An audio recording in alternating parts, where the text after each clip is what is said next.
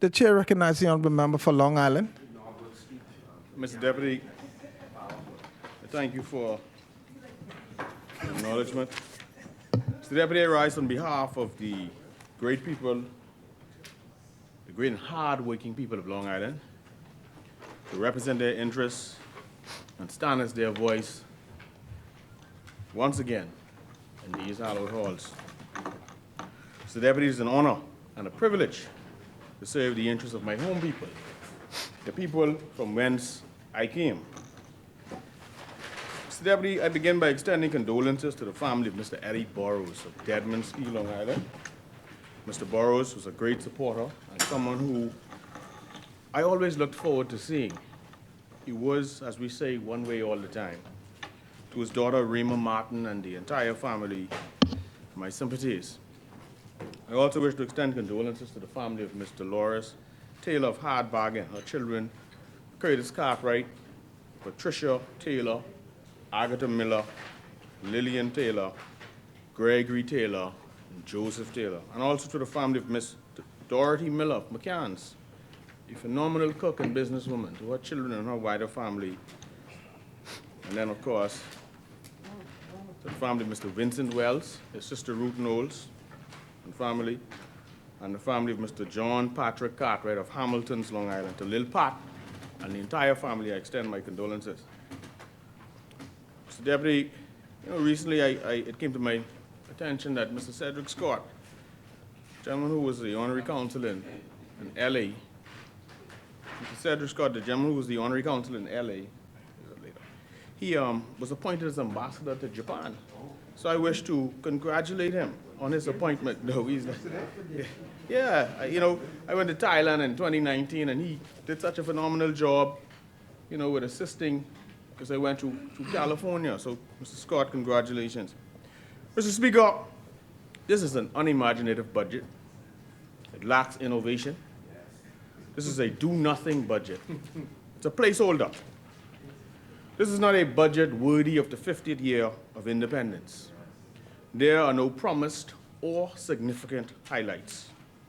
The theme of this budget, Mr. Deputy, should be tax and spend and fees again.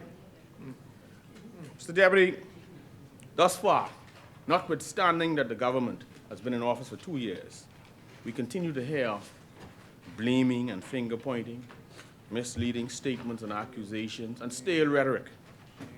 Bahamians are hearing no stories. Bahamians ain't hearing any stories of lockdowns anymore. They want to know, what have you done for me lately? In this budget, we see some revisionist history as well, as the government trot out repackaged F&M programs. For example, the National Breakfast Program, which was an F&M campaign promise, and the National Food Program. Mr. Deputy, contrary to the government's claims, July 1st, 2023 will be a new day of new taxes. It will be a new fiscal year of new taxes. Taxes, which we now call fees or some other word, because the word tax is tantamount to an obscenity in certain circles. This is a subversive tactic to pull the wool over the people's eyes. But we know these are taxes, no matter what you call them. They're taxes, whether you call them fees, fee for service, whatever cute language, it's taxes. And the public should know that it is all one and the same. This budget represents much of the same old. And it's a budget laced, Mr. Deputy, with sneaky hidden taxes. You see sneaky taxes buried in big bundles of documents and lots of paper, all while the government pretends to not be raising and/or implementing new taxes. I accept that the government is benefiting from a time of growth globally, from the pandemic rebound. But nothing magical has been done. Mr. Deputy, before I continue, I want to note, though, that I do support the amendment to the Family Island Encouragement Act. I am pleased to see that this is extended to all of the family islands. Now, while all construction items are duty-free, I think that the government should have also thrown in furnishings for family islanders. These too should have been duty-free. The first inventory of a business should also be duty-free, much like the previous government did. And that should include duty-free exemptions on vehicles for family island businesses, whether they are transport vans, trucks, or cars. As a family island boy, I also support the agricultural, sales, and services bill. My only query relates to the high cost of cattle, which range in cost from $700 to $1,200 per animal, and rams and ewes, which range in cost from $150 to $350 per animal. This could perhaps be revisited. What are these costs based on? And of course, will the equipment be sent to the family islands for pens, for the hole drilling, for the fence posts, for the disking of the farm land, and the ridging? And then, of course, Mr. Deputy, I support the increase in the amount, or the amendment. I support the amendment in the constituency capital grant. The increase is much, much needed and has my full support, and I think most of us in here would agree. Mr. Deputy, in a nutshell, the social services budget has been decreased. VAT remains on medication and insurance and on baby food and feminine products. The Public Hospitals Authority, which I am reliably told is already underfunded to the tune of some 30 to 50 million per year, also saw a $10 million budget decrease. Why would anyone reduce the subvention to major health facilities, particularly during a time when people are complaining about the quality of the health care being delivered? We also see a cut to the public service budget. And interestingly, there's a humongous outlay, to tune of some $60 million to pay consultants. Mr. Deputy, how many consultants are in the government today? How many consultant firms? And what are the contract values? What are these people's qualifications? What qualifies them to be a part of a think tank? Are there studies being done? Are there reports being manufactured? What are they consulting on? Will some of the crime consultants' contracts be renewed this fiscal year? What are ambassadors at large? What is that? Why are we dropping holes and craters in Long Island? 16.1 million is allocated for travel and 5.2 million for revelry. Mr. Deputy, harbor dues are increasing. Port Authority dues are increasing. And let's be real, these fees will impact the cost of imports, whether they are paid by a Bahamian ship or not. And these costs will be passed on to consumers. And now for the second year in a row, we see increases to the road traffic fees. We now hear of a new $50 fee for a so-called license record. Mr. Deputy, I have repeatedly questioned why VAT is charged on customs duties. Why tax the tax? This is double taxation. Why continue to put that burden in the backs of the public? Customs with VAT on top is simply wrong and onerous on the backs of the public. How is it fair to pay 45% for customs in some instances, then another 10% for VAT on the 45%, and then customs fees, and then environmental fees, environmental levies? And this does not include shipping and transport fees, or even the broker's costs. Moreover, Mr. Deputy, why are customs trucking and daily storage rates so excessively high? Mr. Deputy, this budget sees increases to passenger taxes. Inter-island travel is far too expensive as is. It costs less to travel to the United States in some instances than to travel to some of our family islands. What are the grounds for these increasing taxes? And how will these fees dampen air traffic into the islands? How will they impact tourism? Both tourists and residents will be hit by these taxes. Your plane tickets will now increase Bahamians yet again. And it's already super expensive to fly within the Bahamas. Mr. Deputy, Bahamians are also on board cruises traveling to Bahamian stops. Frankly, these costs can also lend to dampening in revenue. What studies guided the decision here? Were these fees just arbitrarily raised? Has the Caribbean Tourism Organization been involved? Was there any consultation undertaken with the Florida Cruise Line Association? Has there been proper consultation with all the stakeholders with this lend to continued growth in the industry? They say no taxes. But what is this?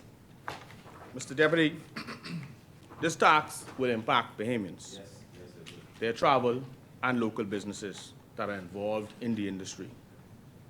With this budget, we are seeing an increase in the cap relative to how much taxes condominium hotels are liable for. Let's be real, this too is a tax increase, and Bahamians also own condominium hotels. So who says that taxes are less offensive if foreigners are the only ones being taxed? Why does the government believe that? Let's be real. These particular taxes will directly and indirectly impact Bahamian families and businesses. The wider economy will be impacted. Mr. Deputy, the VAT amendments appear to be going after vacation home rentals. The law is now being changed to make VAT payable on rentals whether they are on a website or not. And anyone making more than $100,000 per year must mandatorily register. Contrary to the government's claim of no new taxes, this will affect local travel, and this will directly affect Bahamians. In recent months, the government encouraged Bahamians to register their rentals. In hindsight, that was clearly in an effort to tax you. Mr. Deputy, the previous position was that the VAT would be paid by Airbnb to the government via its platform. Now the responsibility for payment will be on the individual owner. So this is yet another burden that will be added to people trying to have a side hustle to pay their real property tax or mortgage or their children's college fees. What's more, the Department of Inland Revenue will now have to take on the difficult task of going after every individual owner of vacation rentals for them to become compliant when websites like Airbnb were the large taxpayer, and they would take the funds up front and then pay the government. More red tape, more bureaucracy, and yet another attempt at hiding a direct tax on small business people trying to make a living. Here again, the government is reaching into your pockets and disincentivizing Bahamians. Tax and spend and fees again. Mr. Deputy, will there be a back-to-school VAT holiday and a hurricane preparation VAT holiday? We are right now in hurricane season and back-to-school is coming up. We haven't heard anything about that. Will those holidays happen, those tax holidays? We've all seen the warnings from the Department of Inland Revenue in the newspapers, threatening to seize and sell off people's properties with tax arrears or to seize the bank accounts of businesses. I think that the Department of Inland Revenue must rethink those approaches and implement a more humane approach that perhaps over time could arrive at the point where they are at now. But certainly, they should not be employed as an immediate action.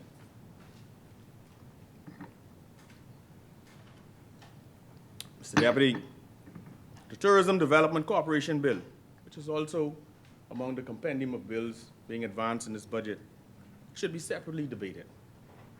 It is quite detailed and should not be subsumed under this budget.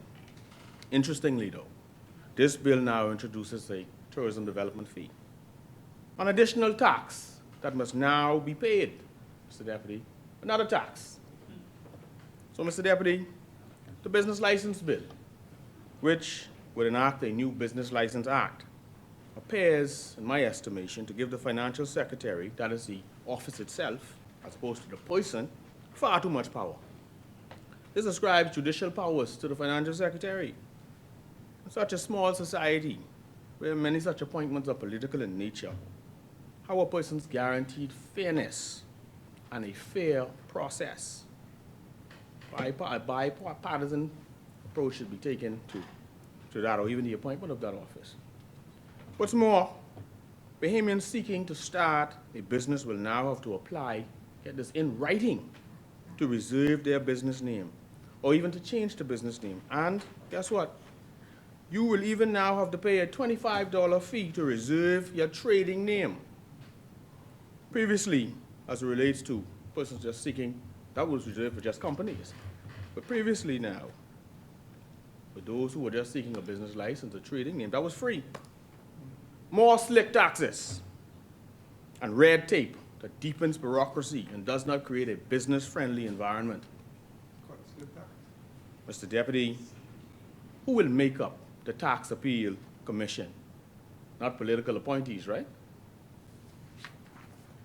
The implication at Section 17E of the new Business License, or the proposed Business License Act, the bill, is that a business person owing tax, but you could infer this, but this person, let's say, is experiencing some financial challenges, would not be able to operate or get a new business license without paying all of the outstanding fees owed.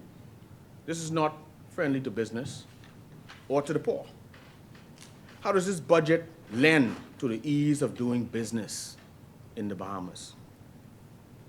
Mr. Deputy, given the commentary of some in here and elsewhere, one must be careful that some aspects of this budget and the accompanying bills are not seen as being openly discriminatory and anti-foreign direct investment.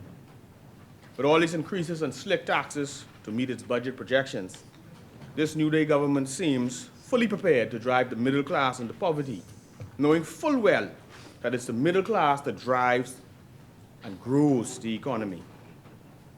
Mr. Deputy, we often listened as this New Day government demonized the former administration for increasing VAT and warned the country that if the FNM was re-elected, that there would be more taxes and increases in taxes. And here we have the New Day government doing what they warned the Bahamas about the FNM, increasing taxes unrelentingly at each and every chance they get.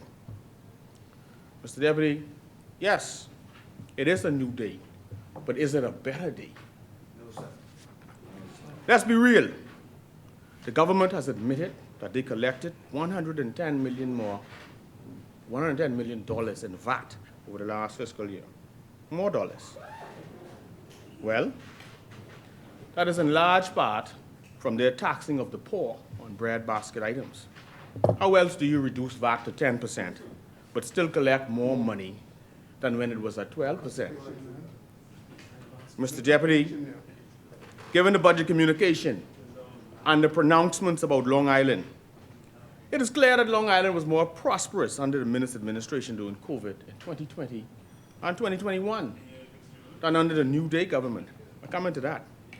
Shockingly, Long Island's GDP growth declined by 10% in 2022 than where it was in the previous year, 2021. We ensured Long Island's care and sustainability even during the time of COVID and certainly before. Mr. Deputy, we have lots of work. We had lots of work going on in Long Island.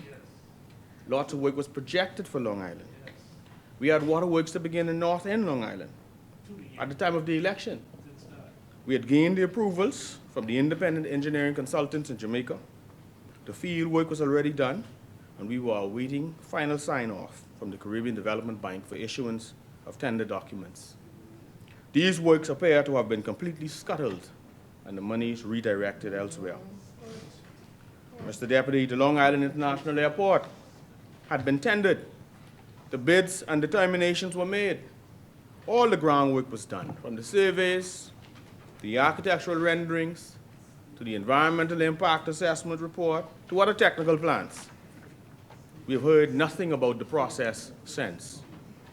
And then there were plans to incrementally repave and build roads in Long Island. All these projects would have spurred on the economy and kept things afloat. During our time in office, we embarked upon various infrastructural undertakings, from major waterworks to roadworks, to bridges, to bus shelters, to school repairs, and other building repairs, and various other projects. What's more, folks were making a good salary and spending all or part of it right in Long Island. So, Mr. Deputy, yes, the economic contraction is due to the PLP government, its policies, stoppage of work that was happening or earmarked for Long Island. That work was resulting in house rentals, more people buying food at stores and patronizing restaurants, car rentals, and various local expenses. The locals had job opportunities and could rent their buildings and homes, could provide food for their tables, could provide food for the workers. Many of them had jobs too. We had a lot of work going on in Long Island. When the work stopped, so did the jobs. Had the projects that we had lined up gone through and been continued, when the government changed, as opposed to being stopped, reviewed, and canceled, Long Island's economy would have grown by perhaps 20 to 25%. This government has been disastrous for the Family Islands.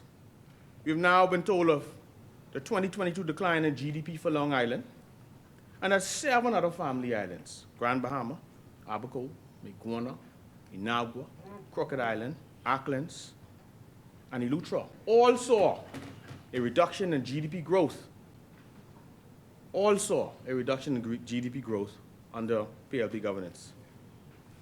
With all this contracting of Family Island economies, the question must be asked: is this government truly Family Island friendly? They won nearly every seat on the Family Islands, yet multiple islands, 7 to be exact, 7 seats here in this instance that they won, have seen an economic decline in the first 18 months, their first 18 months in office. Where are the major investments in Family Island infrastructure? Mr. Deputy, this is most disastrous for my people. These actions and policies have caused a downturn in Long Island. They did that. Mr. Deputy, the government claims that they lowered VAT to 10% to bring relief. But this has really resulted in the pulling of more money out of the pockets of poor Bahamians by putting VAT on breadbasket items and prescription drugs that Bahamians need to survive. Mr. Deputy, the government gave the public the impression that they were lowering VAT for the poor, that they increased the minimum wage to supposedly help the poor. But get this, they then turned around and took it all back by increasing VAT by 100% on breadbasket items, baby formula, insurance, and medicine. And guess what else they do to take it back? They increase road traffic fees. I mean, I remember having to pay the licensed SDs for 2 and 3 years, as opposed to the government exempting that. I'm sure many had to. Then you had increases in franchise costs, increases in inspection costs, costs that are prohibitive to business. This is road traffic. Now they are increasing airline, or applying a tax that will increase in airline and cruise tickets for when you travel. There's increased tax to water sports operators, increased real property taxes. VAT on BPL has affected all aspects of the economy because businesses now pass those costs on to consumers. And now some Bahamians can hardly keep their light on, and many Bahamians go into bed every night in darkness using candle. Due to the new day PLP, your BPL bill has increased anywhere from 12.12% to 18.45%, depending on your consumption this month. Since the New Day government came to office, there's been a 76.19% increase for fuel under the 800 kilowatt hour fuel usage for those who use under 800 kilowatt hour of power. This New Day is rough, Mr. Deputy. Now the government is taxing small entrepreneurs who are trying to make a living from their Airbnbs, taking money off for people, of taking monies away from Bahamians who are trying to get a foothold in the industry. So the hand that gave it also took it away. The only thing left for them to do is tax the dead. Mr. Deputy, if the government is cutting the subvention to WSC by $18 million, will that result in WSC having to raise rates to increase revenue? How will the water bills that come from Consolidated Water and the other reverse osmosis providers be paid?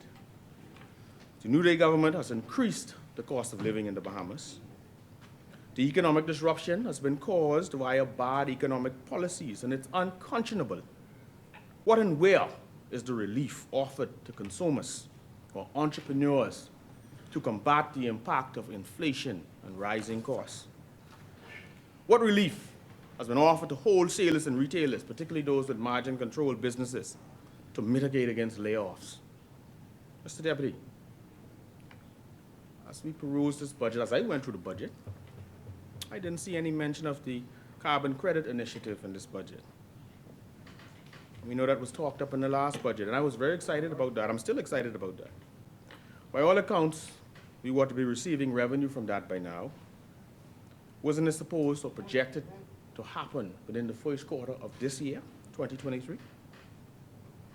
True. Mr. Deputy, this budget offers little that would suggest a shift from the archaic economic model. Little that could be a catalyst for new investment and development. Mr. Deputy, there's nothing significant in terms of social relief. Why are we paying volunteers for youth programs? And how does this correlate with existing programs that offer such services? School programs, church and civic organizations, etc. Teachers that offer after-school activities, or have after-school activities. So what is this paid volunteer program? What is that, a paid volunteer? What's it supposed to be? And is it value for money? What's the objective? Despite safety and security being one of the themes of the budget, what significant safety and security undertaking is being reflected beyond the usual mentions? In Tuesday's Tribune, realtors expressed concern over the inconsistency of tax policies. The government now moves to increase fees on land sales from Bahamians to foreigners. Now, VAT is different depending on if one is selling to a Bahamian or if one is selling to a foreigner. Why weren't the stakeholders, the realtors and others in that marketplace, why weren't they consulted beforehand? Why were they in newspapers saying they don't know anything about this, complaining about the tax structure changing every year, the inconsistency in the tax policy? So, Mr. Deputy, there's much to be desired. I also want to say, Mr. Deputy, that I believe that there's a need for greater consumer protection in the Bahamas. More inspectors must be deployed on the ground. There's a need for greater intervention as it relates to bank interest fees. These rates are ridiculous and unacceptable and abusive. I agree. The salaries in the public sector should be evaluated. That's long overdue. Certainly, the current salaries are not equitable. And you know what else, Mr. Deputy? I believe that we should move to implement a national lottery. I'd like to see that. Payment should not be discriminated against in this country as relates to going into casinos. So when I saw Dr. Donnie Johnson's comments, I supported that. I think that that should be seriously considered. I would support that. There should be no discrimination against Bahamians in our own country. But I do see the value of moving towards and implementing a national lottery. Mr. Deputy, as I stated earlier, we have serious economic challenges in Long Island. The economy in Long Island has contracted by 10%, by the government's own admission, due to their policies. Our economy is barely moving. Thank God for fishermen and the fishing industry. Thank God for public service jobs. We need new investment. We need new infrastructure. We need improvement on the infrastructure in Long Island. Mr. Deputy, in Long Island, you know, when you drive on the roads, you got to play a game of duck a hole or duck a crater. Enough is enough. All those who visited Long Island for the regatta now know the plight we Long Islanders face. And they all now see why I've been begging and pleading in this place for the roads to be fixed, for the potholes to be patched, and for paving works. How much longer must we endure this? How much longer? Over the last 20 months, the roads in Long Island have deteriorated to a level that is simply unacceptable. Driving in Long Island has become a nightmarish experience. During the course of that time, I've been meeting and here using this platform to plead with the government to ensure that the potholes are patched before the roadway entirely deteriorates. Requesting that the government ensures that the road in the north is paved by the contractor who, quite frankly, has had more than adequate time to complete that project. To provide and or hire a Ministry of Works officer for Long Island to mitigate against the deterioration of our public infrastructure and to ensure that these issues are immediately addressed. Public infrastructure requires consistent and constant maintenance, Mr. Deputy. As such, we are perplexed as to how over the last 20 months, little to no effort has been put into ensuring that Long Island's infrastructure is up to par. What is the government waiting for? Unfortunately, beyond empty promises and lip service, we've seen little to no response on the ground. Mr. Deputy, we are losing our vehicles due to the state of the roads. We are incurring incalculable damage to the undercarriage, the extension, the tires and rims, and other parts of our vehicles, the shocks and springs. This cannot continue. Every week people send it to Nassau on the mailboat to get tires and other parts for vehicles. Accidents have become commonplace as a result of the state of affairs. The chair recognizes the honourable member for South Beach. Deputy Speaker, I believe the member is being disingenuous with regards to road work and infrastructure in Long Island.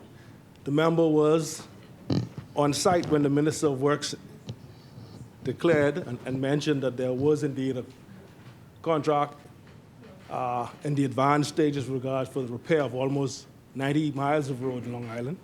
He also is well aware that there is a contractor involved in Long Island at this present time doing road work. The member must remember that over the last, in the last administration, him being the member for Long Island, he is aware that the roads have not deteriorated in 20 months. Those roads have been bad for quite some time. And during the last administration, they struggled to get the road repairs as well. So it's happening. The member must be fair. Please. Thank you, honourable member. Mr. Deputy, my good cousin from South Beach, my good cousin, I know you had to do what you had to do, but the reality is this. The reality is this, Mr. Deputy. The roads have deteriorated over the last 20 months. That's a fact. Ask anybody who lives in Long Island.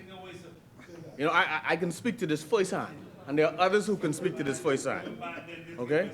And announcing road works has nothing to do with the fact that over the last 20 months, there's been little to nothing done, despite my pleas in this place, for road works, for patching to happen in Long Island.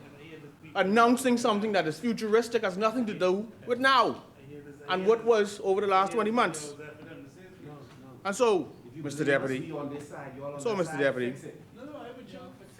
we Long Islanders are tired of ducking and diving as we drive on the roads. We're tired of falling into trenches and craters. Recently, our island nearly lost a young teacher as she made her way to school. You don't know why? A pothole. The pothole-laden road, trying to duck and dive, trying to avoid potholes. Does the Ministry of Works still have a hotline for potholes or pot craters? I know that persons are previously were available to be, or persons were able previously to be compensated for any damage to their vehicles caused by potholes. Is that hotline still existent? Whilst the government thinks it fit to rename a section of the main road, and this is what the member for South Beach was speaking to, yeah, the road was renamed. Yes, they did say sometime into the future there's going to be some road work starting, but we're talking about now. But whilst I think it fit to rename a section of the road, they should also prioritize paving and repairing the road. People got to drive on that road now every day.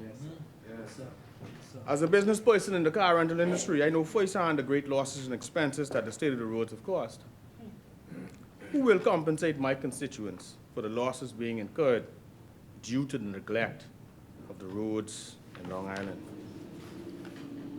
How difficult is it for the government to send adequate coal patch consistently and hire persons to patch potholes or pot craters? Why is the government not moved to address the state of the roads by paving the already scarified roads in the north and paving additional swaths of bad road? Look, as relates to the road in the north, I repeatedly said I'm not pleased with what has happened there. I was recently advised that a barge was sitting offshore in Clarenstown with aggregate to complete that roadway. But that was weeks ago, more than maybe a month and a half ago now. And frankly, more than enough time has passed for that material to have been offloaded and the work to have been done or progressing in that part of the island. So I call upon the government to deploy Ministry of Works officials to conduct an urgent inspection of Long Island's roads and to immediately contract pavers to fix this crisis we are now facing. Enough is enough. We pay taxes like everyone else. I see no reason why our people are forsaken or neglected and made to suffer in these most unfortunate and neglectful conditions. Mr. Deputy, we also have issues as it relates to drainage wells and culverts, the flooding of these roads, flooding of properties. Water run right off the road and somebody can't get out their house door. We have flooding in areas. You're in the government, man, fix it. You got elected, fix it. We in opposition. We in opposition, you in government. The flooding of the roads, Mr. Deputy, the flooding of the roads, Mr. Deputy, and the flooding of properties, particularly in areas like Scrub Hill, Hamilton's area, Clinton's, Pindus, Deadman's Key, Stella Maris, needs to be urgently addressed. Any heavy downpour and the entire roadway is flooded. Mr. Deputy, we need that airport in Long Island. That Long Island International Airport in Deadman's Key. We need that. We need that. Get him and let him come help Long Island. Mr. Deputy, we also need a price control officer in Long Island. I was talking to Mr. Keith Fox last night, and he said, when you get to the house today, mention that we need a price control officer in Long Island. We need a tax collections officer.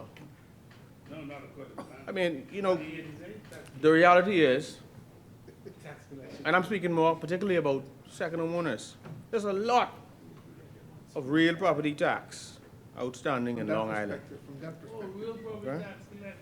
In Long Island. We need immigration officers. And I hope that my former lecturer, Member for Carmichael, who I call Mr. Bell, would help me with some immigration officers. 35 years. And so, the Member for Carmichael, remember your student, man. I need 2 immigration officers at the very least. I know you also lectured my colleague in the back there, Marathon. Mr. Deputy, the waterworks that was to be undertaken in Long Island, in Millis, McCann's, Sam McKinnon's, we sent the pipes up for that work to be done. The roadside was cleared by Mr. Brenville Miller for the pipes to be laid. But my brother, government is continuous, eh? And guess what? We only had 4.5 years. You do the rest.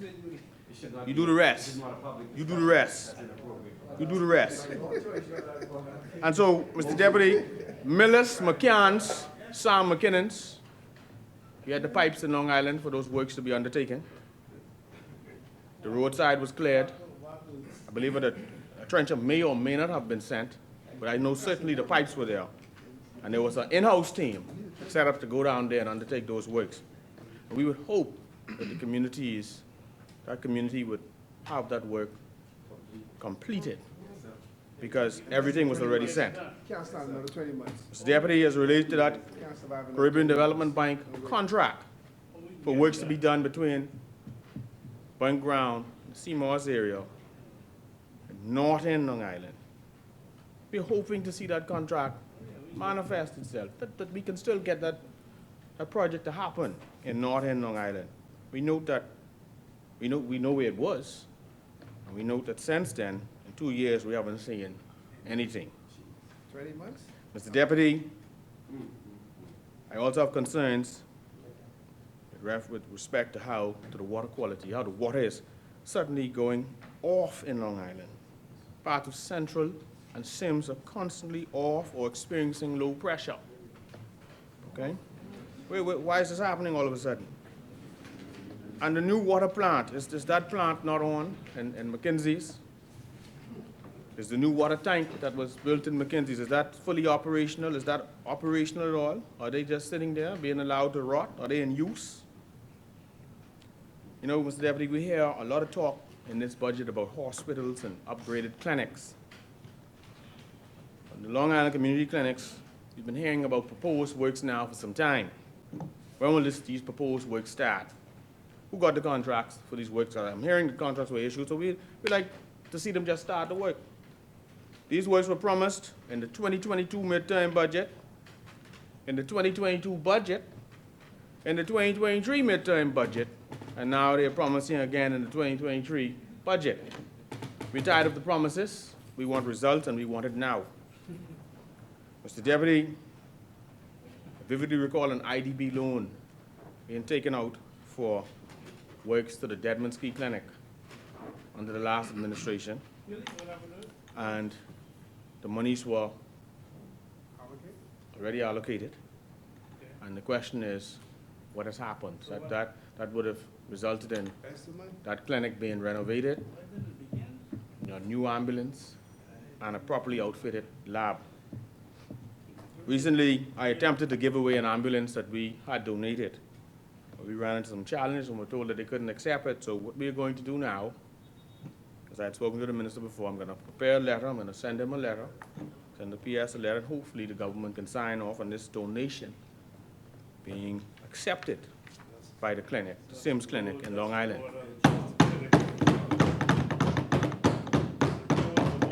Mr. Deputy, Mr. Deputy, I heard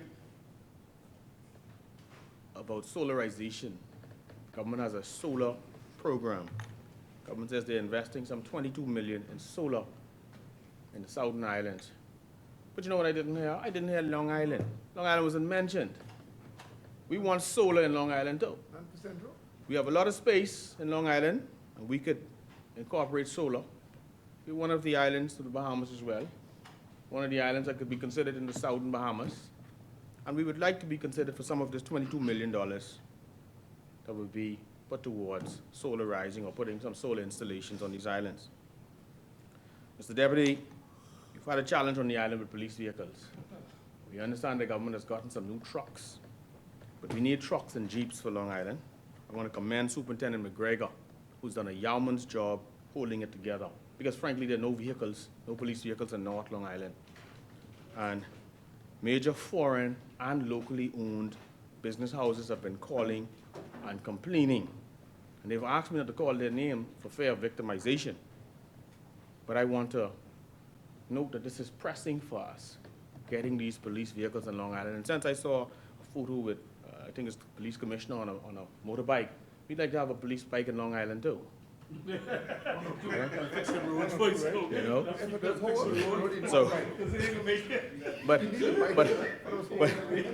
but I want to commend the Long Island police for being able to work under these conditions and perform their jobs. You know? And we might need a hovercraft given the conditions of those roads.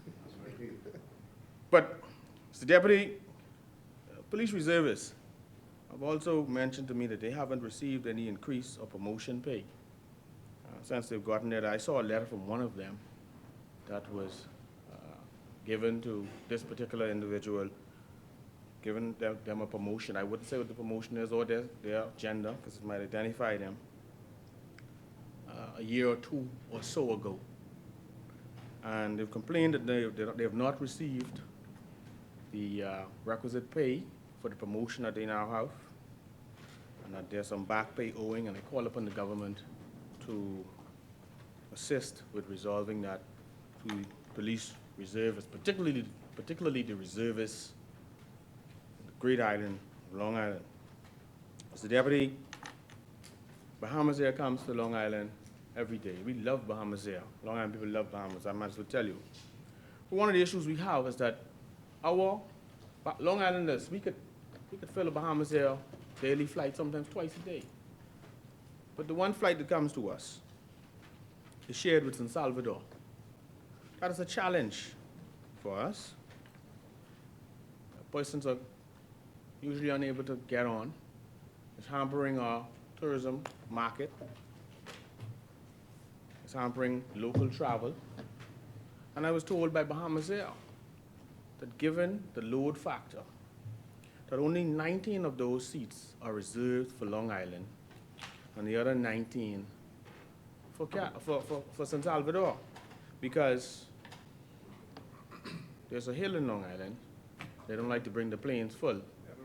So, and the runway is short. So we need our own designated aircraft. We could put some 38 or so passengers on there ourselves every day.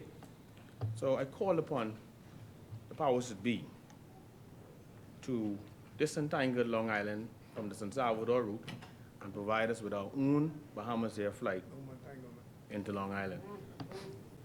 Mr. Deputy, with respect to second homeowners on the island, we know that homes on these islands are now being used as semi-hotels.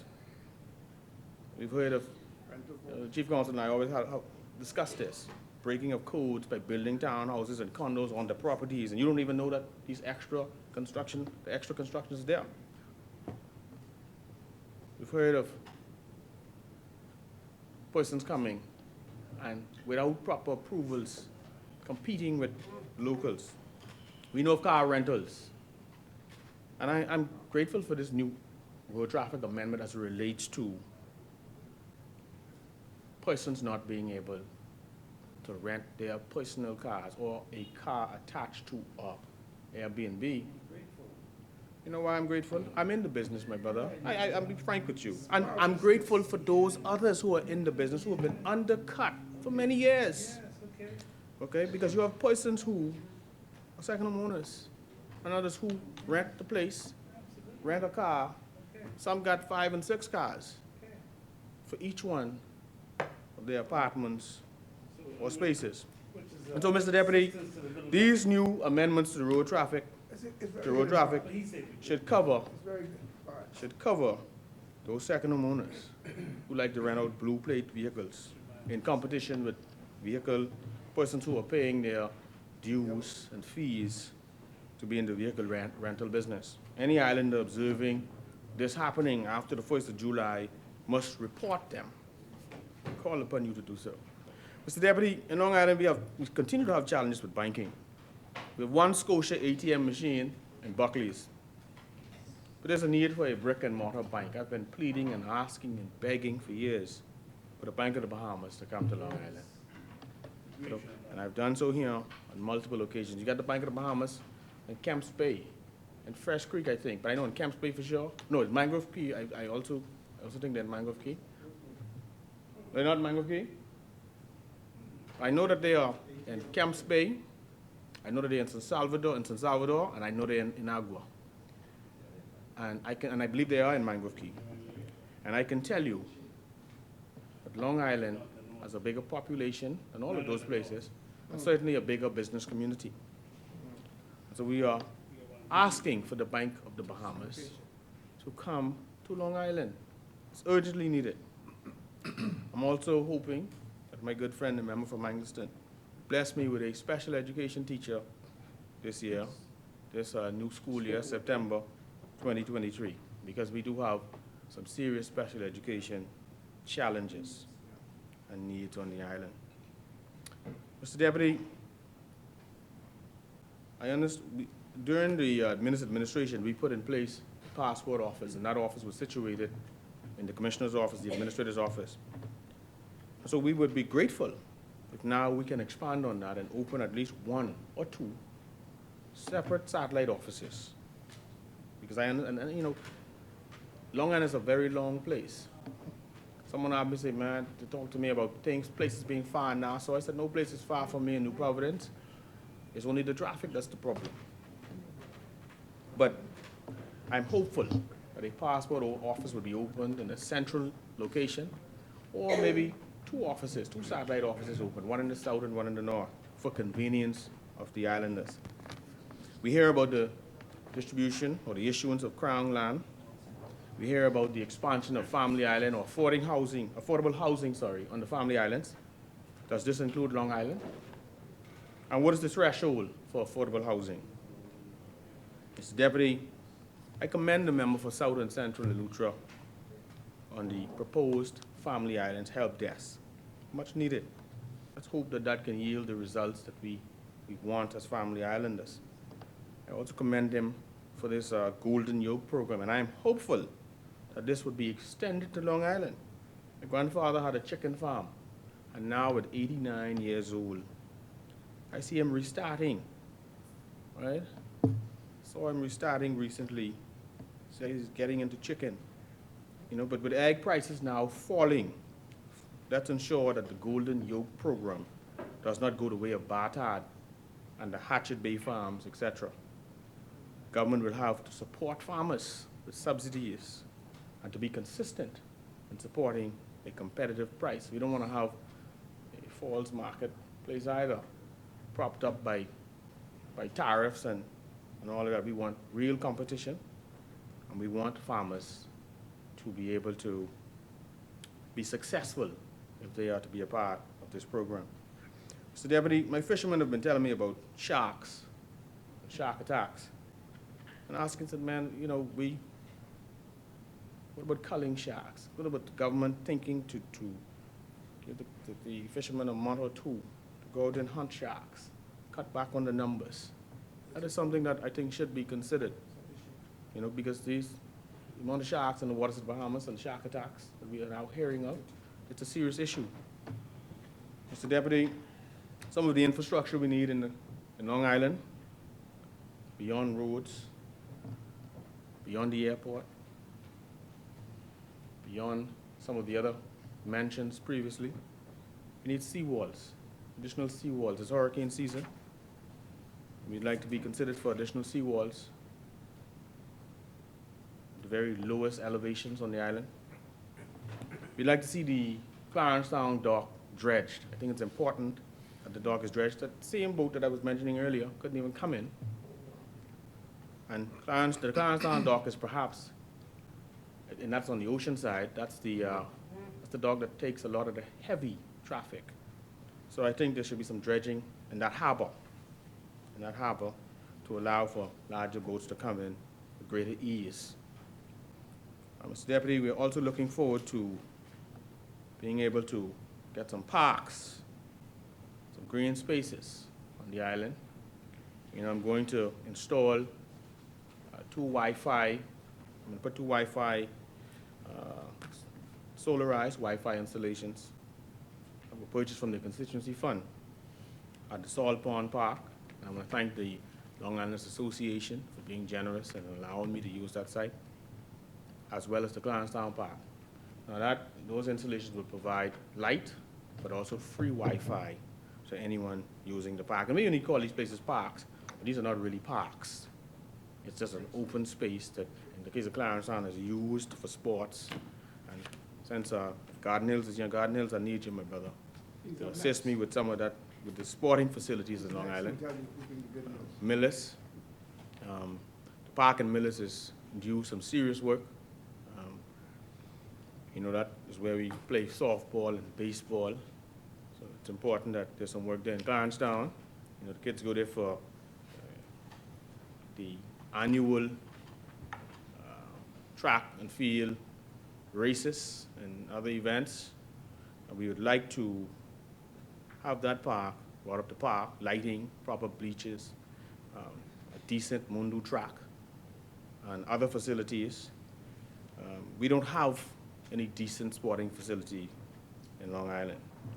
And you know, I don't mean to sound greedy, but South Andrews got a gymnasium, so we want one too. Okay? We'll take it all. And the Prime Minister has Greg Burrows in the various family. That's right. Doing sporting facilities. That's right. So we Send Greg so from, you know, come down to Long Island. Long Island. We like a gym too, okay? We like the gym on Long Island, anywhere on Long Island, once it's on Long Island. Yeah, be here now. And so, Mr. Deputy, in closing, sadly in this budget here, we see 6 minutes plus 5 breaks. we see the promise and the prospect of more taxes, or should I say fees? Which one is a better word? Or should I say levies? Yes. We see threats on collections. We see more bureaucratic red tape. And we see more difficult to do business initiatives. And Mr. Deputy, with those few words, Long Island rests. Thank you, Honorable Member.